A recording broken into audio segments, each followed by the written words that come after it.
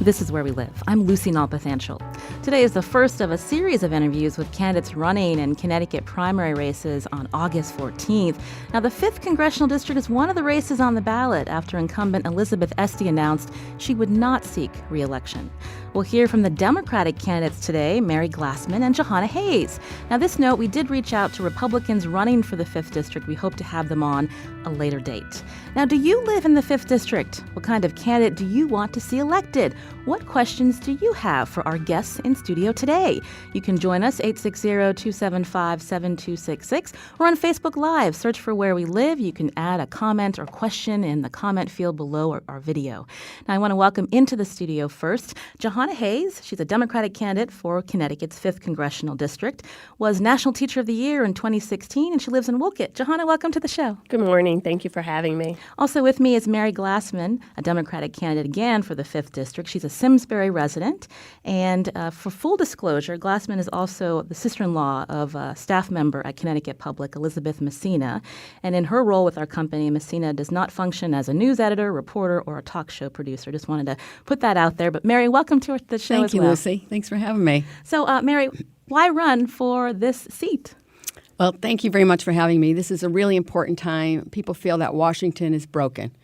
And I feel like this is an emergency election. And that's why when Elizabeth Esty decided not to run, I stepped up immediately because the issues are so important. And as someone who grew up in the 5th District in New Britain, lived in Simsbury, raised my family in Simsbury, as a former newspaper reporter, as a former lawyer, and as a public servant for 30 years, I felt that I have the tools to be able to go to Washington and make a difference for the people of the 5th District and be ready to go on day one. Jahana, sitting next to you. Jahana, you were on our show a couple of years ago when you were named National Teacher of the Year, and you were on a whirlwind tour. Did you ever think you'd be sitting in the studio again talking about running for the 5th District? Absolutely not. This is not anything I've ever considered, but I think that national tour, traveling abroad, coming back to my community, really has opened my eyes in a way that I'd never imagined. I have this heightened sense of obligation to step in and do what I have been teaching young people to do my whole adult life, and that is be a part of the solution to attack the problems in our community. This is an election about values, about perspective, and I think that there is a whole perspective that is missing and a voice that is not being heard. And I really am not so far removed from the challenges in the community that I forget what it's like. So I really think that, like Mary said, this is an important time, and my voice is an important voice. When you talk about perspectives that's missing, tell us about what perspective is missing. Well, I think that my life and what I bring to this race and some of the challenges that I've faced and that I've had to encounter are still present, are still in our communities. The challenges of working families, the challenges in our urban centers, the challenges of bringing people from different backgrounds together and coalescing around issues that are important in our communities. Education. In this state, we're dealing with an economic crisis. We're dealing with an opioid crisis. These are all things that I have had to face, battle-tested challenges that I've had. And I know that many of the decisions that are being made do not properly reflect the people who are most affected by them. So I think that that's a perspective that I can bring with fidelity to this conversation. Mary, what perspective would you bring to, again, this 5th District? The towns are very different, and some of them voted for President Trump. This is not a hardcore blue seat. You have to appeal to many people, including lots of unaffiliated voters. Well, thank you, Lucy. As the first Democrat elected in Simsbury in 40 years, I know how important it is to forge partnerships to get results. And I think that's the voice that's missing. It's as I travel across the 41 towns and cities throughout the district, a very diverse, very beautiful, very unique district. People really just want results. They don't understand why we can work together locally and get things done, why we are able to get gun control reform in Connecticut but not get it done in Washington. And they're very frustrated, and they want to see results. And, my whole goal is to forge partnerships to be able to make a difference for people. In my own district, we have an excellent school system, but we had to stand up and sign on to the CJEF case and to make sure that all children throughout the state have equal opportunities. As a kid growing up in New Britain, my dad died when I was 4. My mom raised the 4 of us on Social Security and veterans benefits. So it's really important that government was there for me and needs to be there for everybody, so that everybody has an equal opportunity to succeed and reach their full potential. You mentioned the partisanship that we're seeing in Washington, but hasn't that trickled down to local politics as well when we look at what has happened in the legislature recently? I think we have a record of getting things done. I think that's where people are so frustrated. In my own community, we try to bring businesses to Connecticut, try to bring business to Simsbury. So we brought the International Skating Center to our community. But our local businesses were faltering. They weren't able to, work together. And so we went to the state and said, is there any help? And they said, no, there's no help. But we went to CLMP and we started the Connecticut Main Street program. And Simsbury is the home of the Connecticut Main Street program that actually has businesses working together, private-public partnerships. And now that program is in 40 towns across the state. And I think that's the kind of results that people are looking for. I don't think they care if it's a Democrat, Republican, as long as it makes a difference to the people that we represent. Jahana, how would you battle partisanship in Washington? Because it appears there's much gridlock, and it's become very emotional. Well, I think that my career and what I have done is really about partisanship, about really reaching out to people with different backgrounds and different experiences and bringing them together. I don't get to pick and choose who comes into my classroom. I don't get to pick and choose which parents I deal with or, which legislation I have to follow. I taught history for 15 years in a way where I had to teach kids to critically analyze the facts and make their decisions based on that. But just to your previous point, I think that there's an appetite for change. We talk about what's happening at the state and local level. I mean, as a history teacher, I know the lessons that history has taught us. I'm watching in 2008 when people chose the person with less experience and said, we're looking for something different. We're looking for some different ideas. We're looking to do things and think about things in a very different way. And I think that we're seeing that over and over again. We have to expand the definition of what experience looks like, of what our challenges looks like, and make sure that we're making decisions that benefit all people from all communities. And I'm not sure that's happening. But at the very core, what I've been able to do, and I've done this over and over again as I traveled, when people are reminded of things that are important to both sides. When I had a conversation about education, it started with what's best for kids. Is this an education you'd want for your child? That's not a partisan question. And I think that everybody can find some common ground. So I think if we start with where we are similar and work our way out, we can have some substantial results. You mentioned that improving education is not a partisan question, but in Connecticut specifically, we see lots of fights every session, fighting for dollars. Mary, you come from a wealthy district, and the last couple of years, Governor Malloy proposed that wealthier districts don't need as much state aid. Let's put more of that money into New Haven and Hartford and Waterbury. I mean, how do we break up that feeling of competition so that, as a whole, the children in these classrooms are improving? We have an achievement gap. Has that improved? This is a global economy, and shame on Connecticut that we have the widest achievement gap in the country. And my work at the Connecticut CRAC, Capital Region Education Council, and when I was an advocate for Connecticut Voices for Children, we had to make sure that kids were treated fairly and had opportunities. And we're not doing a good job. We need to do a better job. That's why there was the Chef versus O'Neill lawsuit, and that's why CREC stepped up to try to integrate schools and make sure that all kids have a diverse education. But the federal government is chipping away at that every day. Whenever we go to sleep, we wake up to some new and frightening information that's attacking our families, it's attacking women, children.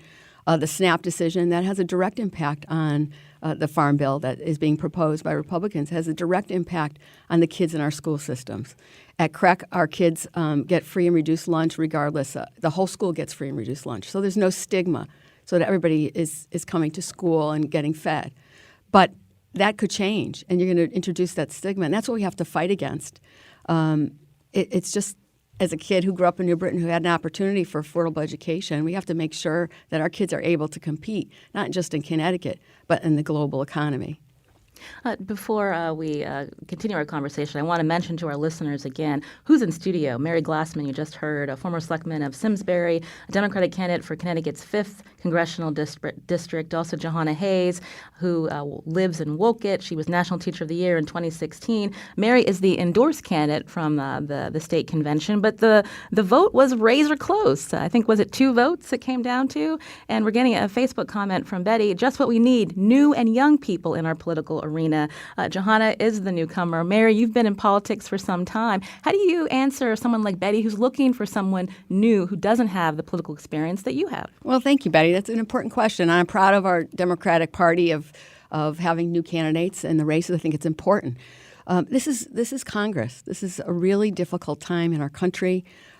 Because of my experience locally, of forging partnerships, of creating opportunities, because of my advocacy at the state level and my advocacy for children, the fact that I have a reputation of representing our community and working at the state legislature, of working across the aisle, of being strong and courageous, I can bring that creativity to Washington.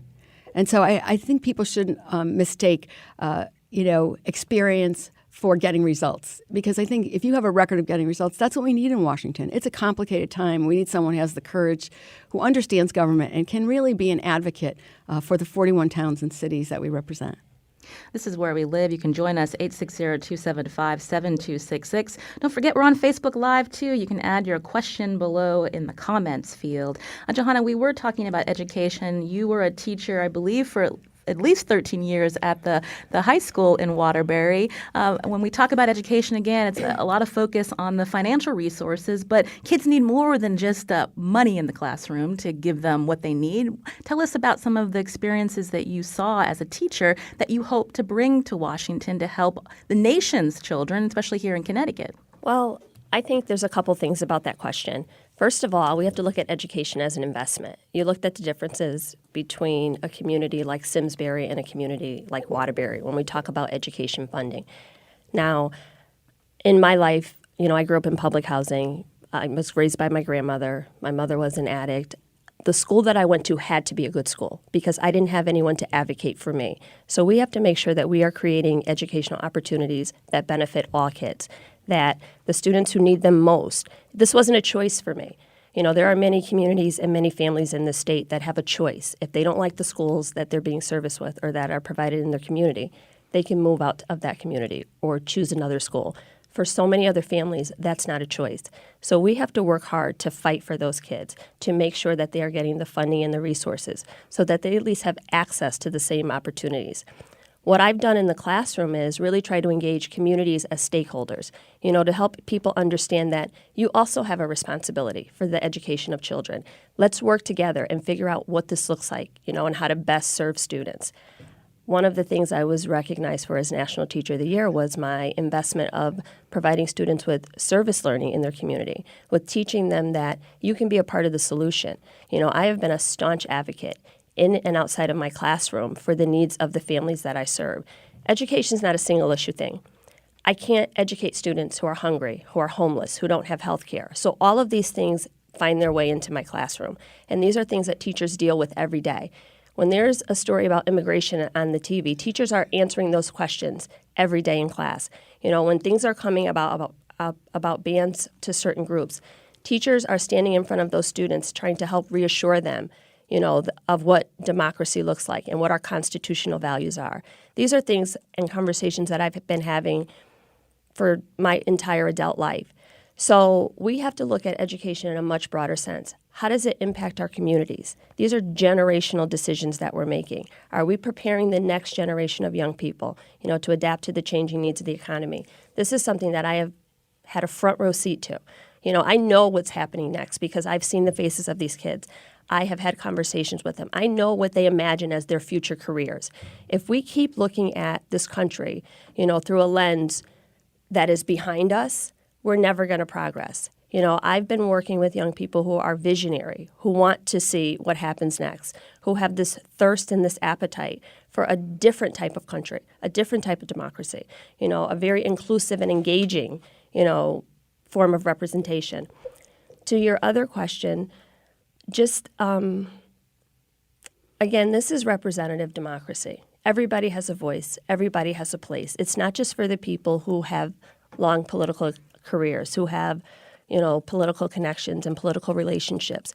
This is about everybody having value, having dignity, having respect, being a part of the discussion, a part of the conversation, and having their voices and their narratives heard. That has to look different. We've done this the same way for a very long time. I think there, again, is this appetite for people to say, is there the possibility that we can do something different, even at the federal level? Because it's not just, we'll practice the skill at the local level and move on. We are prioritizing legislation that will make generational changes for our children. In my lifetime, I've never had to fight for a woman's right to choose. These are things that young people are worrying about. In my lifetime, I've never had to fight for civil rights protection. I've never had to fight for that because it was already secured and protected for me. If we want young people to get engaged and involved, they have to be a part of the discussion. It can't be, you sit at the kids' table, it's not your turn. These are decisions that are impacting them right now. It is our turn. If a parent has a child in a district that unfortunately is failing, the neighborhood school isn't doing well, what do you think about Betsy DeVos's position as education secretary that these parents should have vouchers to move out of that school? I have asked that question so many times, and our secretary, Betsy DeVos, makes the statement oftentimes that I want to move government out the way so that parents can have the right to choose for their children. And again, I ask, what would have happened to a child like me who did not have a parent to advocate for them? Isn't it all of our responsibilities to make sure that all of our public schools are as good as they can be? Clearly, there is work that needs to be done, but any measure that talks about moving public funds from public education, I would not support. Because we have to have a system. We are built on a system of education. That is what makes this country great, that we educate our young people and we take responsibility for them. I understand that many parents feel like they don't have a choice when they're in a failing school district and they want to move their children because they don't have time to wait for us to get it right. And as a parent, I get that. I understand that. So we have to recognize the urgency of need here and ensure that our schools are functioning and operating correctly.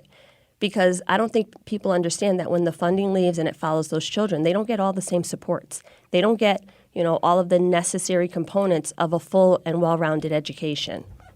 Mary Glassman, your take on what we've heard from Education Secretary DeVos and how we can strengthen schools that have been failing. Yeah, I think that's where we differ. I'm not supportive of vouchers. We don't fund public education enough as we need to. And I think that, Betsy DeVos is slowly dismantling support for public education. You can do things without changing laws and regulations as well. And she's reducing staff in areas that support public education, and that's really where the danger is.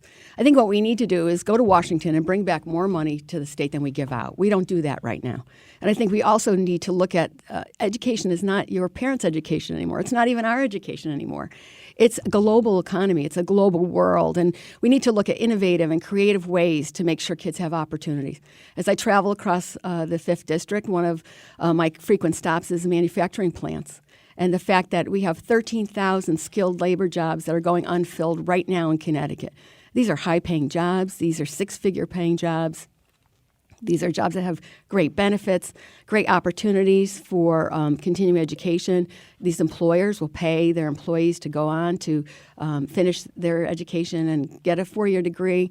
And we aren't talking enough about that. In my work at CREC, we're focused on getting apprenticeship programs, one of those federal dollars that can come back into Connecticut, and making sure that, not just high school kids know there are apprenticeship programs available, but 7th grader, 8th graders, 5th graders know that these opportunities exist to change your life. A job changes your life. Education changes your life. And we need to do a better job making sure that we have equal access no matter where you live in Connecticut.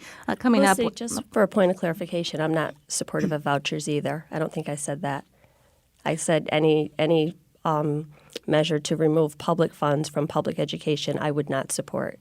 So I am not supportive of vouchers. I'm a teacher. Education saved my life. Public education saved my life. I am not supportive of vouchers. So coming up, we're going to talk more about your proposals to bring jobs back to Connecticut and what you're hearing from 5th District constituents. But I did want to ask you, 2018 has been called the Year of the Woman. Obviously, we have 2 women running for the Democratic primary. I know there's a 3rd woman who's trying to petition her way onto the ballot, Shannon Kula. You're looking to take the seat of a woman, the incumbent, who many people respect elected until earlier this year when reports came that she mishandled a sexual harassment complaint in her Washington office. I wanted to ask you both, I'll start with you, Jahana, how would you have handled that situation differently? Well, I think that when you start with just valuing people, I think this is the year of the woman, and there are so many issues that are coming up surrounding gender equity and, women's place in the workplace. I've come up in a situation where I've always been in the margins. And sometimes when you're in a job, you hold your head down, you just try to make it along every day. But you should be able to walk into a job and feel comfortable reporting a situation like this. I mean, no is a complete sentence. It does not require an explanation. We have to make sure that workers feel protected. We have to make sure that young women who are going into these federal jobs, who are working, as part of our government as interns and in different capacities, feel protected. And when they do report these things, we have to act on them, even when it's politically unpopular.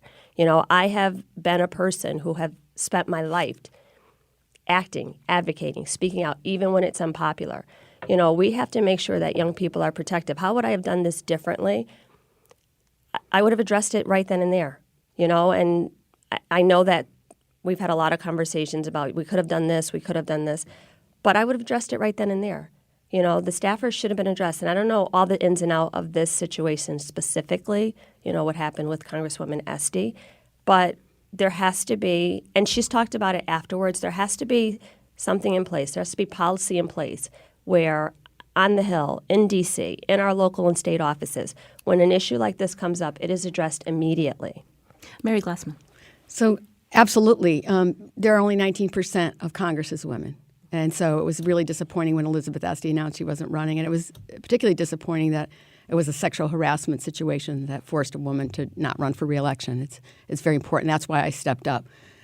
Were you disappointed in her and how she handled it? I was disappointed, absolutely. And I think we need to create a culture of transparency and a culture of respect. And I think it goes to the fact that you have to create that culture before you have a problem.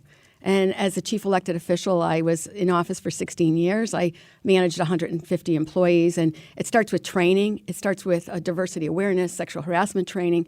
We've already done sexual harassment training of our campaign staff. It's very important to set the ground rules and to begin a culture. And I think what happened was primarily because a culture of being able to go into your boss's office and say, I have a problem, and you need to fix it, wasn't there. And the fact that it erupted to such a point where it wasn't handled immediately. It wasn't really handled in respect to the victim. And so I think we who are in power, we who are bosses, we who work for bosses, employees, we all have a role to play in making sure that the culture is inclusive and transparent. And I'm really proud of the fact that, I ran a constituent office for 16 years. I had a very good relationship with my employees, never had a complaint filed against me. And we need to take that culture to Washington and have those conversations and make sure that we don't tolerate. It's chipping away. It didn't happen. These things don't happen overnight. They're results of slow and incremental changes that are happening in the workplace. And you need to stop those immediately. And I think that's one of my strengths as I go to Washington. This is Where We Live. I'm Lucy Nalpathanchel. In studio with me today, two of the Democratic candidates running for Connecticut's 5th Congressional District, Simsbury resident Mary Glassman, also Wolcott resident Jahana Hayes. We're going to talk more with them after the break. We want to hear from you, too. Do you have a question for them? Join us, 860-275-7266. Find us on Facebook Live, search for Where We Live, and you can tweet us, too, at Where We Live.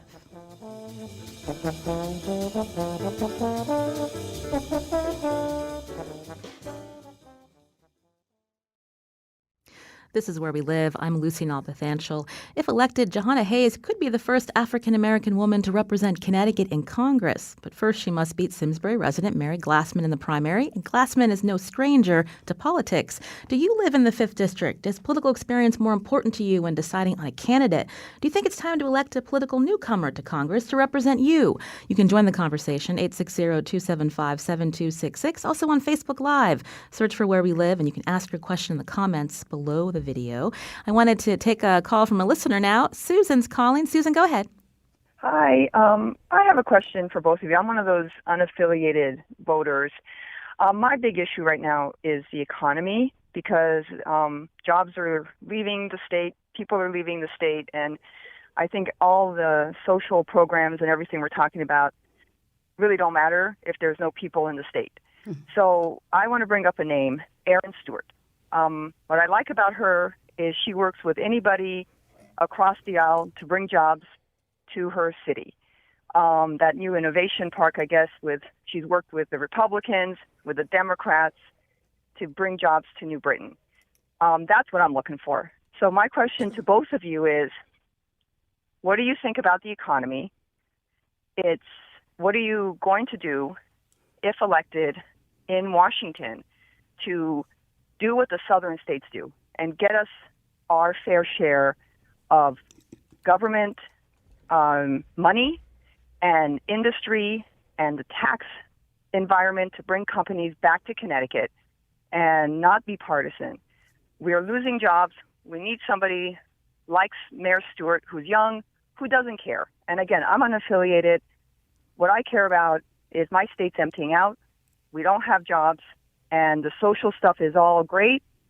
But if there's nobody here, if there's no tax base, it doesn't matter. So what are you going to do to get Washington to bring jobs back to our state and do what the southern states have been doing for the last 30 years, and they're basically eating our lunch? Thank you. Susan, thank you for your question. I'll start with Jahana. Thank you, Susan, for that question. I understand completely what you're talking about. I am a person who really understood and recognized that working a good paying job was critical to getting my family, online, to getting my family in a place where I could support them. So social mobility is really important. If you are not investing in our economy, you're taking away from it. I used to tell my young people all the time, things like that. But what I think we need to look at is, what are the changing needs of our economy? And adapt accordingly. When I talk to young people, when I talk to people in my communities, they're talking about jobs that haven't even been created. We have to really look at, what types of jobs do we have here? Do we have skilled workers who are trained? At the high school level, we have so many kids who graduate high school but do not go on to college because they're looking for jobs. They have to help support their family. So we have to make sure that those jobs are available for them. And like Mayor Stewart, I would have no problem with working across the aisle. Republicans can have good ideas. Independents can have good ideas. I think when you take the politics out of it and you say, what is best for this community? What is best for this state? How can we make sure that we're bringing money back to create jobs that have to do with clean energy, jobs that have to do with rebuilding our infrastructure? I know what it's like to live in a community and not have an automobile. So we have to have, some transportation infrastructure so that people can get to these jobs. There are so many things that go along with it's not just the economy. It's making sure that we have, affordable housing in place so that we can attract people to the state, making sure that we have thriving communities so that people want to stay here. I see so many young people leaving the state after graduation and moving and living in different states. We have to make Connecticut attractive, make sure that they're trained for the jobs, and then, as the economy changes, make sure that people are retrained. We have so many people that have worked in the same industry for 20 and 30 years and are fearful of, if this plant closes, I will be employed. Education, and not just higher education, but, skills training, career training, all of the things that will adapt and change to the economy that is coming, not the one that we've known from 25 years ago. Mary. Thanks, Susan, for that question. As I travel around the state, I think the economy and jobs are the number one question that I'm asked. And as a kid who grew up in the hardware city capital of the world in New Britain, as you drive around, the empty manufacturing buildings, it reminds us that we need an innovative economy. In Connecticut, we have tremendous opportunity to leverage local, state, and federal dollars, and I don't think we're doing that enough. As I said earlier, we're not bringing back more money than we're giving to the federal government. We're not leveraging and bringing local, state, and federal officials together to try to focus on some of the opportunities like manufacturing in New Britain, in Waterbury, in Thomaston. As you travel around the state, there's a tremendous, as I said, need for skilled labor, and yet we have a disconnect with our education system. We don't have programs. I think Colchester, the town of Colchester has a program in the state, the only one that you can get a 2-year college degree in manufacturing when you graduate high school. That should be an opportunity in schools all across Connecticut. Transportation's another area. When I represented, when I was chair of the Capital Region Council of Governments, we found that the bus schedules were an impediment to people being able to get from their homes to their jobs. So we just did a simple thing of changing the bus schedules and allowing people to get to work earlier and get to work on time. It didn't cost anything.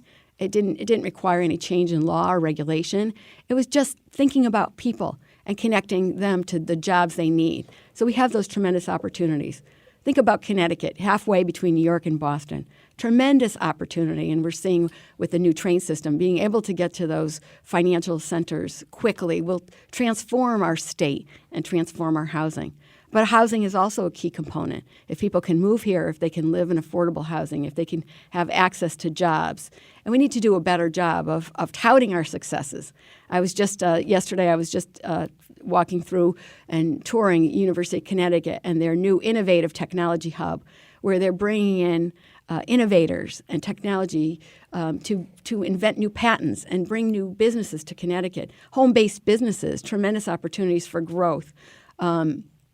I visited a company in Avon that started with 2 employees and now has offices all over Connecticut and all over New England. So there's tremendous opportunities. I think as a congresswoman, you can go to Washington and bring back those federal dollars for apprenticeship programs, for transportation funding, for housing, for education, and really leverage what we have. We're not going to get more money.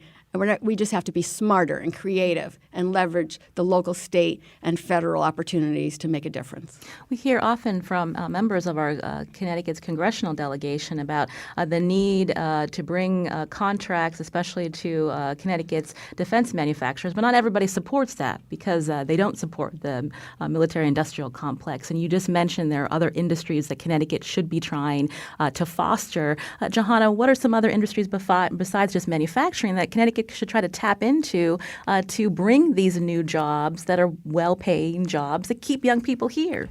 Well, when you talk to young people, you begin to learn what they're interested in. And technology, obviously, is a huge industry. Healthcare, lots of healthcare manufacturers, people who create the machines, the equipment.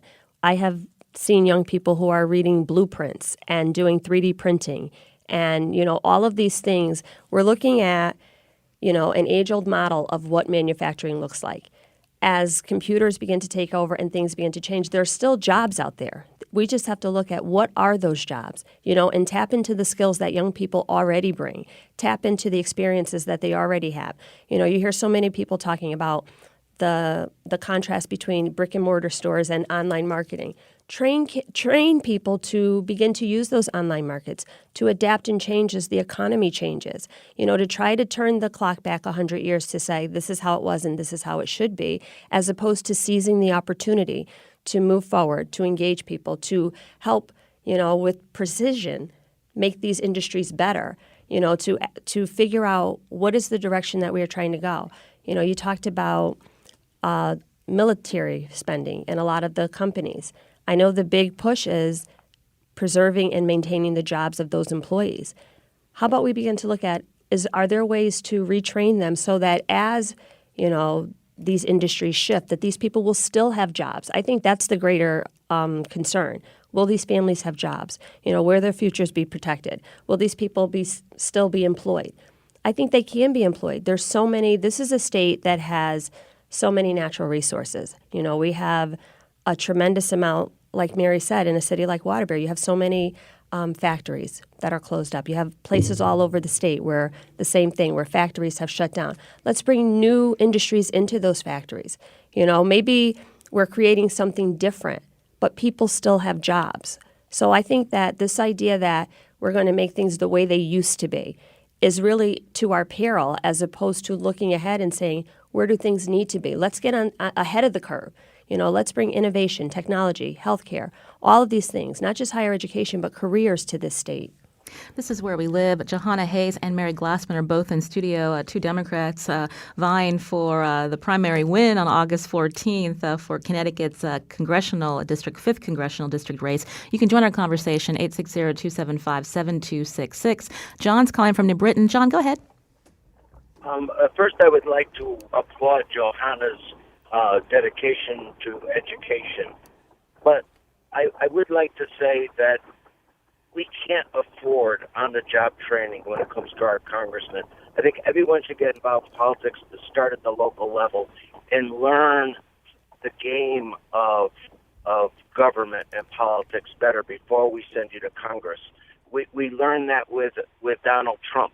The fact that you have no experience sounds appealing, turns out to be a disaster, and I don't think we as Democrats should do the same thing. Thanks. Thank you, John, for your call. Jahana, do you want to respond? I do. Well, first of all, I'm not interested in playing a game. I think that our democracy is about all people coming to the table. And when you mentioned Donald Trump, the difference between him and I is not the experience piece, because I don't think anyone can dismiss the fact that he is getting things done. He is passing legislation. He is passing, administrative authority. He is bringing Congress together and voting on things that he wants passed. The problem is he has no moral compass, which is what I know I have. The problem is he doesn't care about what happens to the people, in our state and the people at the local level. So it's not like he's sitting there with a lack of experience not doing anything. He's doing exactly what he said that he would do. But then the other thing about political experience, I want to caution people about mistaking activity for achievement. There are lots of people who have been in this arena and have been doing this job for a very long time and have been very active. But as far as achievement, what have they really done to change the lives of people in our communities? All people in all communities. This 5th district is a dynamic and a diverse district. Have we really had people who consistently have fought for all people, who have bought the issues prioritize the issues of everyone in every community? The way our government was set up was very intentional, so that everybody would have a voice at the table, so that it would be representative. Our Connecticut delegation right now, we have some experienced legislators. We have people who have been sitting in these positions for a long time. Our congressional leaders, our federal leaders, these are not anointed or appointed positions. You don't have to work your way up with a long history. It's about new ideas, old ideas, veteran perspectives, different backgrounds, different walks of life, all coming together and coalescing around each other. There is something that I can speak to with fidelity that's not there, that deserves to be there, that belongs there. So to say that because you haven't done this for 25 years, you don't get to talk, or you don't get to help, or you don't get to be a part of the conversation, I reject that. And I think that so many other people do, and we're seeing that around the country. Mary Glassman, again, that was John's perspective, but there are Democrats, and especially when you look at how close the delegate vote was, that thought, let's bring on a newcomer. But you're someone who's been in politics. You even ran as lieutenant governor before, as well as a longtime selectman of Simsbury. Yeah, thank you, Lucy. Thank you, John, for that question. I'm proud of our Democrats that have new candidates stepping up and having an important conversation. For me, going to Washington, I've never been in Washington. I've never served in Washington. The only time I've gone to Washington when I brought my kids to tour and visit the sites. So I'm in this race because I understand how government works, and I understand how to leverage local and state government. And I have had results. I have stood up for equity in education. I have stood up for regional cooperation. And I'm ready to go to Washington because of my background. I'm really proud of my reputation. I'm proud that I understand how the immigration laws in Washington affect the police departments all throughout the 41 towns and cities. I understand that when immigration laws are manipulated and policy is changed, and we ask our police department to enforce what ICE does, I understand the local impact of that. I understand that you put police in a difficult situation of no longer being friends with their community, that now they have to enforce federal law in the absence of federal government doing their job. I understand bad government. I understand when you have a change in policy and interpretation. As a congresswoman, you have to legislate really hard to change interpretation. And we're going to have to be more aggressive and smarter in how we change these laws and write these laws. Because the separation of families right now that we're seeing in our immigration, it's not a change of law. It's just a change of interpretation. And if we fill a Supreme Court vacancy before we reunite families, then shame on us as a country. You brought up immigration. I did want to get your perspective. I mean, so often politicians and the media focuses on the people entering this country at the southern border, but our whole immigration system needs reformed. What are some other, and you have mentioned in your bio that you're the child of immigrants. How can we reform our immigration system to make it fairer and not punitive, which is what we're seeing right now under the Trump administration. Yeah, my family came here for a better life. I'm a product of an immigration policy that allowed our family to come here from Italy and from Eastern Europe and to have a better life. And my brothers and I were the first in our family to go to college. So I know that education can change your life. A job can change your life. And I know that that's why people are trying to come here. What really frightens me is that this immigration policy is attacking women and children first. And it's a failure of a federal policy on the federal level. And in absence of that, you're leaving towns and cities to interpret federal legislation in their own way. I was just at a forum in Meriden. Councilman Castro is taking a leadership role of a bipartisan resolution to support a woman, Nelly, from Ecuador, who now has a stay and is waiting to see if she can stay in this country. They have families living in churches since October because of a failed federal immigration policy. So we need to have safe borders. I think that the conversation gets manipulated when Democrats are painted as wanting to have open borders and no regulation and no process. It's the opposite. We want a process that's reliable, that's stable, that's humane, that's fair, that's civil. And I think that's our obligation to do that. And I don't think that towns and cities should be forming federal policy by deciding to be sanctuary cities or signing MOUs with the federal government. No, it's time for us to stand up as a nation and to create a policy that people know under which circumstances they come here, under which circumstances they can't stay, but to slow walk applications and to reduce the number of judges that slows the process down, and to separate families and put children in cages and not be able to reunite families. I mean, you check your coat at a door, you get a ticket, and you get your coat back at the end of the night. We don't have a way of getting these families back together. There's no mechanism for making sure that children and babies can be reunited for their families, and we need to step up. Jahana, there has been gridlock in Washington on immigration reform for decades now. What are some of your proposals to try to reform the system? Well, I think we have to think about, most of the people who are coming are seeking asylum. This is a country where we're built on our diversity. 100 years ago, if we were having this conversation, it would be a ship floating towards Ellis Island. This is where people come for a better life. I understand the impact of bad government, but some of the things that we need to do is create a clearer pathway to citizenship. We hear a lot about chain migration, but under our current system, you have to be sponsored by someone in your immediate family. So now, we're changing the language and the perception of what that means. That's the system that we have. So if we want to make it where people can come, they can fill out the paperwork, then we need to create a clearer pathway, one where, immediately we can begin to hear these cases in court before judges and not just make snap decisions that separate families and turn people away at the border, where when we have situations where there is an urgency of need, where people's lives are in danger, that we address them immediately and put them on the pathway to citizenship. And we have to do this in a humane way. I am all for securing our borders.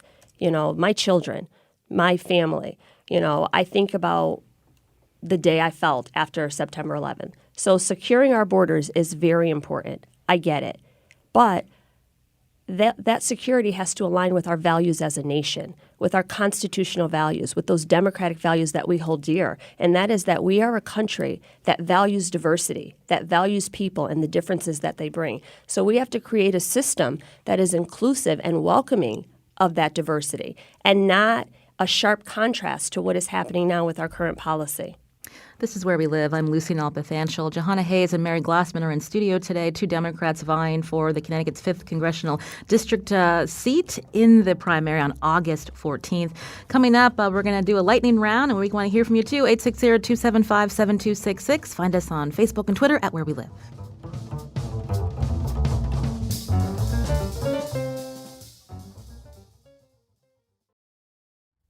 This is Where We Live. I'm Lucy Nalpathanchel. Mary Glassman and Jahana Hayes are in studio with me today, also on Facebook Live. Just search for Where We Live as we talk to them about why they're running for Connecticut's 5th congressional district race. And this note, we do hope to have the Republican candidates are running for the 5th district on a future show.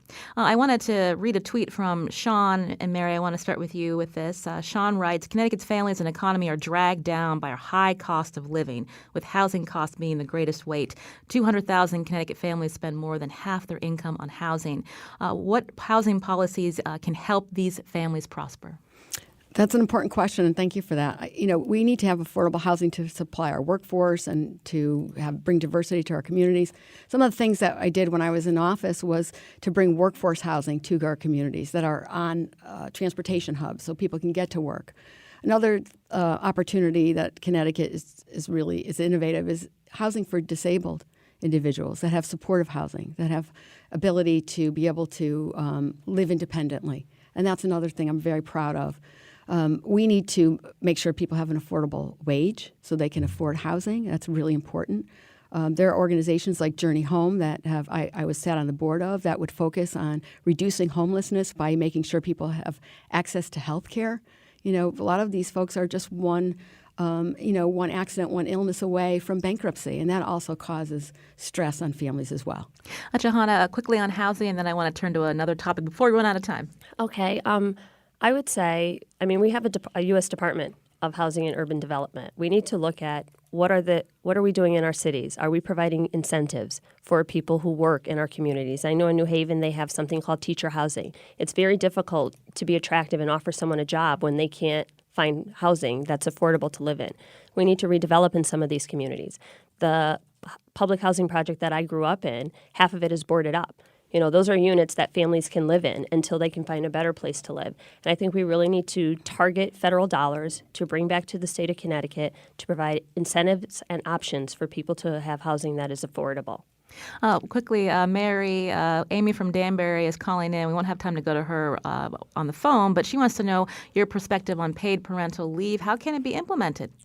It's really important. I think it goes along with our policies of being a humane society, a civil society. I think when parents are able to stay with their children, I think employers benefit. We also need to make sure that there's affordable child care, make sure that these child care systems are available and are affordable. It's very expensive to put your child in child care. We have to make sure that they're safe, make sure that there's more child care providers who have access to some of the federal programs like SNAP, and making sure that we get some of those programs available into our child care providers and protect our kids. Jahana, how do we implement paid family leave? I think it's another one of those things where you work with employers and managers at the table saying, how do we benefit this company? How do we make sure that we are retaining employees and turnover is low? And that only happens, when people feel supported by their companies, they're more productive in work. So as a female, if I'm a woman and I know that I work for a company that supports me, not just as their employer, but as a family, as a community member, as a mother, and are willing to support me in that, I'm more productive for my company. So again, it's back to all parties at the table trying to develop solutions that help everyone. We see our unions do that all the time. I think that companies have to employ and engage, at every level. We started the conversation talking about why Americans want to see more bipartisanship. Can each of you name one Republican congressperson that you would be able to work with if elected?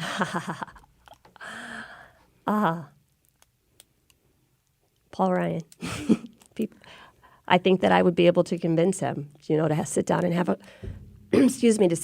a conversation about what this looks like by the time it gets to me. Mary Glassman? No, let's see. I'm open to anybody. I'm open to Democrats, Republicans. I'm open to making sure that our values are supported. And, in Connecticut, in Simsbury, and in Connecticut, when I helped work the Dreamers Bill, it was bipartisan, and we were able to forge partnerships. So anybody who shares getting results. Unfortunately, we've run out of time. That always happens. But we do want to thank Mary Glassman and Jahana Hayes, again, both two Democratic candidates running for Connecticut's 5th Congressional District. We thank you for coming in and answering some of our questions. Thank you for having us. Today's show produced by Lydia Brown. Thanks to Kyone Wolf and our digital producer, Carlos Mejia. Also, our intern, Jason Perez, and Katie Tolarski. Learn more about the show, WNPR.org. census.org/wherewelive. I'm Lucy Nalpathanchel. Thanks for listening.